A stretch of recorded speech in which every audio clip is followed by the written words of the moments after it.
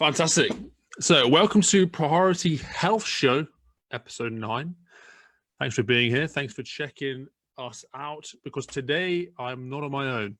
I've got Natalie Farrell in the hot seat here.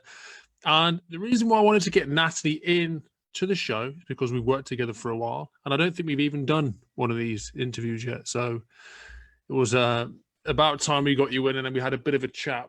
And the main reason why I want to get you in is because looking at you now, from my perspective, and looking back to where you were a year or so ago when we first had that telephone consultation together, you've come on a really, really long way. And I want to share with everyone that's watching or listening, depending on what platform you're checking this out. I want to share what's possible when you take ownership of your life, you implement a tried and tested system, and you actually are consistent with it. That's what we're going to talk about today. So Natalie, welcome to the show. How are you, my dear? Thank you, Lewis. I'm well. I'm doing really, really well. Good. How's the business going? Busy? Business is good. Business has grown. We have better systems in place. We have strategies. We have game plans, and we are producing and doing well. We are growing and just knocking it out of the park. Excellent. That's what I like to hear. How's family? So let's start maybe at the beginning, at that very first phone call. Let's just go back there. I was a mess, an absolute wreck. I cried all the time. I never had time to do anything.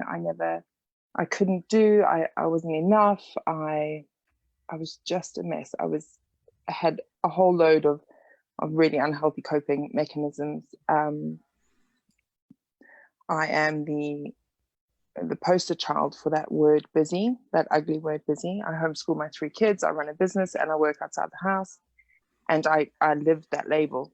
I was tired. I was ratty. I had big bags under my eyes. I ate my way through my problems. And now it's 4 o'clock in the afternoon and school's done and the business orders have gone out and the kids and I have read and we've played games and supper's, in the throes of being prepared. We're not eating takeout anymore. Life is good. Life is good. I can remember we had a coaching call. I think, was it Sunday, where you were on the call, and you just looked incredible. You looked so happy. You looked so calm, so composed, and in control. And I was looking at you just like, my work here is done. You've boom. Mic drop. You've come on such a long way. So let's go back to the beginning then. And how was you mentioned obviously you were the poster woman of busy. Busy doing nothing ultimately. Nothing. Yeah. So, busy, no, not busy doing nothing. Busy being self-destructive and what is the word? Pitying myself and being a victim. That's what I was busy doing. I was busy being a victim. And through the time that I spent in your program, I've learned that actually I might not be enough for everybody all of the time, but I can. And it started small. Like, it's not all glitter and unicorn poop. Do you know what I mean? It starts small. Like, I could never walk 10,000 steps. Never. I could never walk 10,000 steps. And that was okay. So I started with 2. Get 2,000 steps consistently for a week, for 2 weeks, until it's easy. And then you go bigger. And then you go bigger. And then you go bigger. And now, yesterday I did 21,000 steps without even batting an eyelid. It wasn't even a thing. Like, it wasn't an event in my life. Whereas a year ago, 2,000 steps was like, whew, I did 2,000 steps. Now I'm doing 21 and it's nothing. Yeah. So you start really small, just doing little bit. And ultimately you end up in so much better place. That's the thing. So many people they just go extreme. They're like, right, this is what I want to be. What do I need to do to get there? What's the end goal? What do I need to be doing to be at the end goal right now? Okay, yeah, 20,000 steps, eating 1,000 calories a day, training every day. I'm going to go and do that right now. And then they wonder why they're burnt out when right now at the point where they're making that decision to do those extreme things, they haven't got time to wipe their own ass, let alone do 20,000 steps and all these other things on top. You've got to take it back to basics, haven't you? Take it right back to the basics that you can be consistent with. So you having this victim mentality then a year and a half or so ago, how was that impacting the weight loss side of things? How was it impacting your marriage? How was it impacting all of these things? Nothing was ever my fault. I wasn't the problem of anything. I didn't cause anything. I had 3 children. Of course I was overweight. I was married. Well, I still am married. But we were in a bad place. We were in a bad place because he was the moron. He was the idiot. He never helped me. He never helped me bath the kids. He never was interested in the homeschooling. He never helped me with my business. It was always about everybody else. I never ever took the time and actually went, Nat, what are you doing? What are you doing in this situation? How are you making the situation better? How are you making the situation worse? I never ever, it was never ever my fault. Everything was always just happening to me. That's life. It was happening to me. And then it was like a switch. And actually, I can control this. I like a light bulb moment. I can actually control this. I can actually make a difference here. It might only be a small difference right now, and that's okay because it's still a difference. I was thinking about everybody has a routine. Everybody has a routine, whether it's a good routine or a bad routine. Everybody has one, and it was just in the beginning stages anyway. It was just about tweaking little things first, just doing one change in your routine. So instead of lying in bed for an hour scrolling through Facebook, get up and make that hour work for you. If you can't get up an hour before your children, that's fine. You just get up 10 minutes before your children. That's all you need, just 10 minutes before your kids. If you can't go to bed, at 9 o'clock or 10 o'clock or whatever, that's fine. Just go to bed a half an hour earlier than what you would ordinarily do. And then half an hour earlier than that. And then half an hour earlier than that. And it all these lots of little steps just culminates into an amazing path. Where you are now. Yeah. And it all started with getting up 10 minutes earlier, doing 2,000 steps and going to bed half an hour earlier. And now you're here. Yeah. So while you've been in the program, you've lost about 60 pounds in body weight, which is fantastic.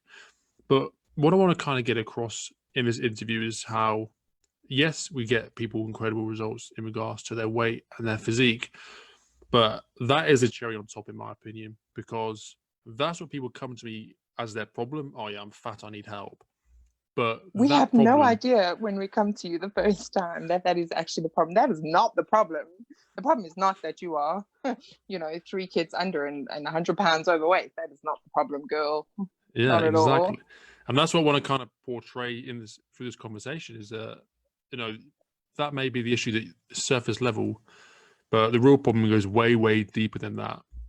So this is how I see it. This is how I've learned about it. The weight, for me, the weight is 20% of the problem. The other 80% was here. It was in my brain. It was, sorry, not in here because people are listening, not watching. It was in my brain. It's mentality. It's the psychological. That is what has changed, like astronomical. I've done a complete 180 and gone the other way. It's been incredible. And it's happened slow and it's happened steady and it's happened in a very safe environment with a whole bunch of other women who feel, we're not all in the same boat, but we're definitely all in the same storm. We're definitely all in the same storm. And lots of little mindset changes, just like little things. Not being the victim anymore, actually taking ownership, and all these things have just, the fat loss has been definitely a side to the gains of the psychological mind shifts that have happened for me.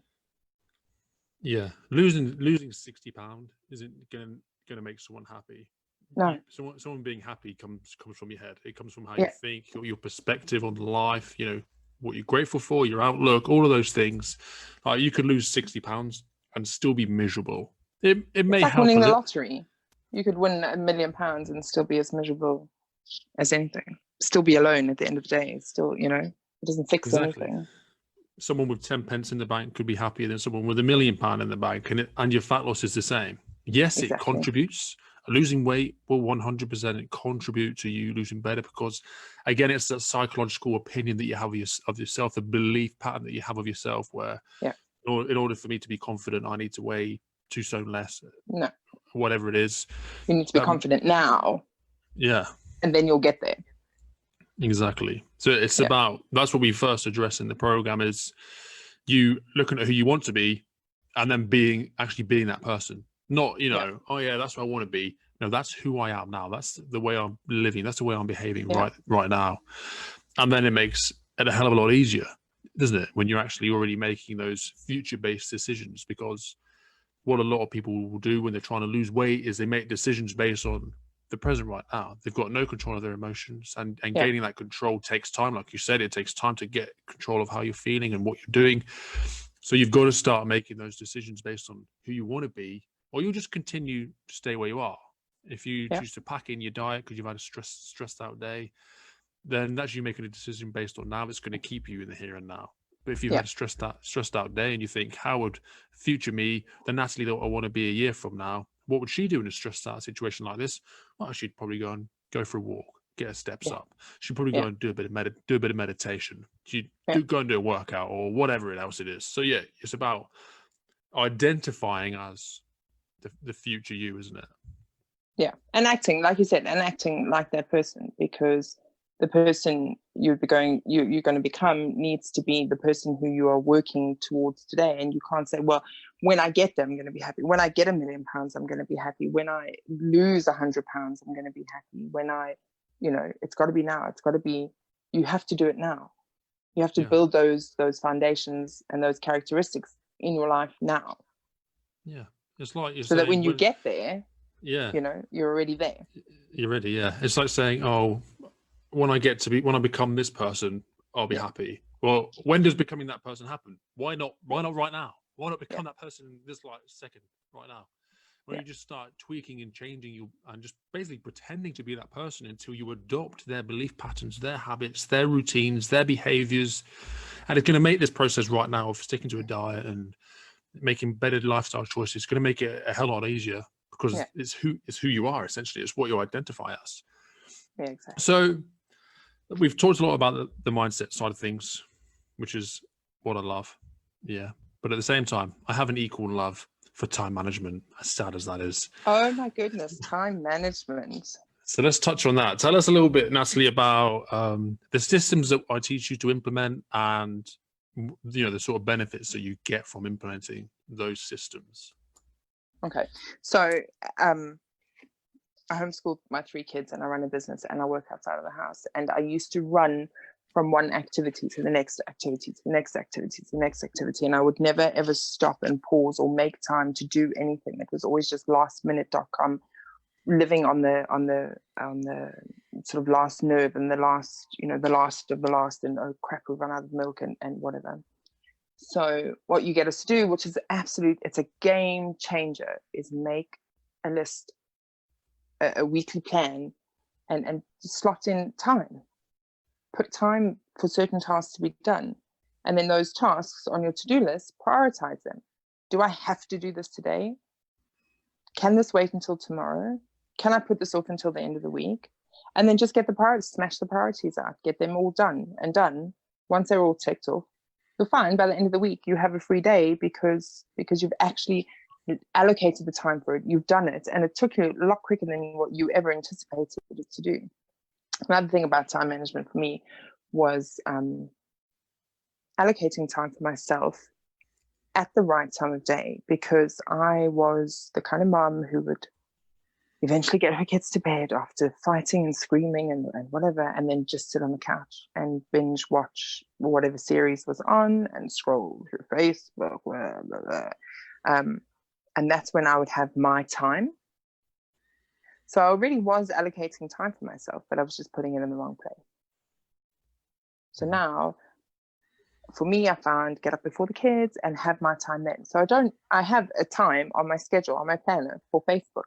Like I have, Facebook, that's my Facebook half hour for the day. You don't need more than that to find out what's happening in the world. It's ridiculous. So now I've swapped not my priorities, but my time allocation for myself to the mornings, and we just smash it out. Get up, I go for a walk in the mornings, I do some meditation, I read, and that's my morning done. And then by the time the kids wake up, I'm done. Like I've done all, I filled up my cup so I can fill up theirs. So the planner, the weekly planner was a game changer for me. We are more consistent in school than we have ever been. I factor in time to do things for the business now. So I told you the other day, I was busy doing Christmas stuff. It's July. It's not even July. It's still June. Excuse me. But I've already started doing Christmas things. Rewind a year, and it was like, oh, it's the 1st of December. Maybe we ought to do some Christmas products. And now it's June, and our Christmas products are almost ticked off because I've allowed the time for it to happen. I really want to get a third person into this conversation, Natalie from a year and a half ago. People will be like, who's this woman here? Who's this absolute mess that doesn't know what's going on in the world? She's just dragged through life. And I cried all the time. I was so emotional. I just cried. Yeah, because literally what we're seeing right now is unreal. Like, it's been an absolute pleasure seeing you grow over time and how you are right now, because it's black and white. It's absolute madness. I need to say though, it is really not, every day is not an awesome day. But the difference is every night I look at it and I go, okay, what went well today? Oh yeah, that went well, that went well, that went well. What went bad today? Oh yeah, we need to work on attitudes, or we need to actually prioritize whatever it is, X, Y, Z.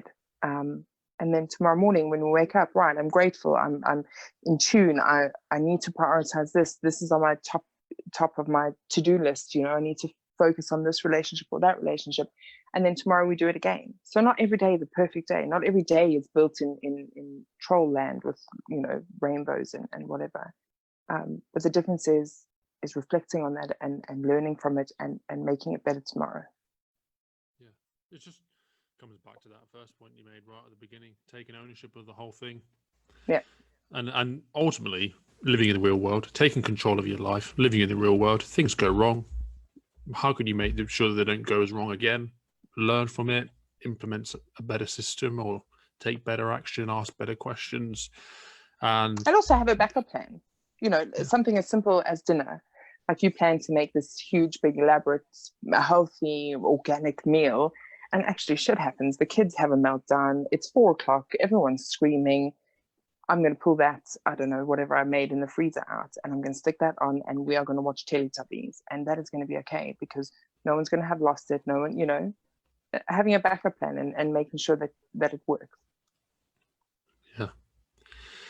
So, obviously you tried a few different fat loss strategies, programs, or whatever products in the past. Yeah. What would you say, in direct comparison, is the difference between this program and what you tried prior to joining the program?